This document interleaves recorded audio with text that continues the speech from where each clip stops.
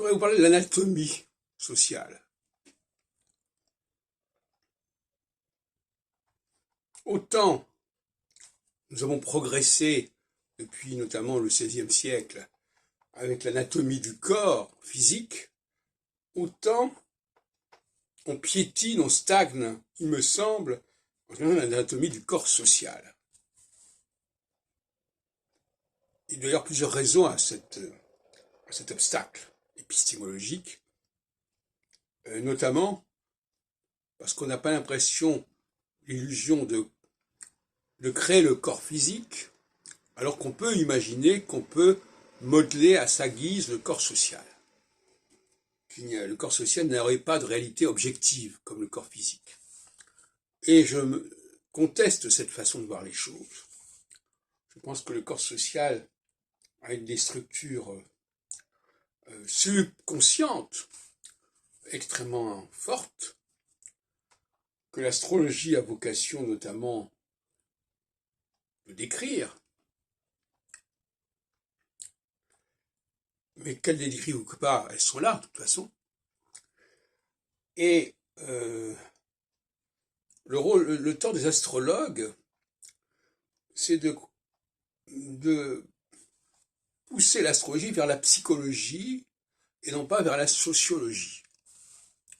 Ça, c'est une erreur majeure. Parce qu'au niveau de la crédibilité, un système ne peut pas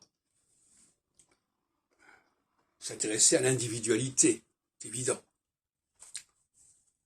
Tout au plus pourrait-il s'intéresser au génie pluriel, aux leaders, aux grands hommes, peut-être, mais pas à la psychologie du tout venant, bien évidemment. Et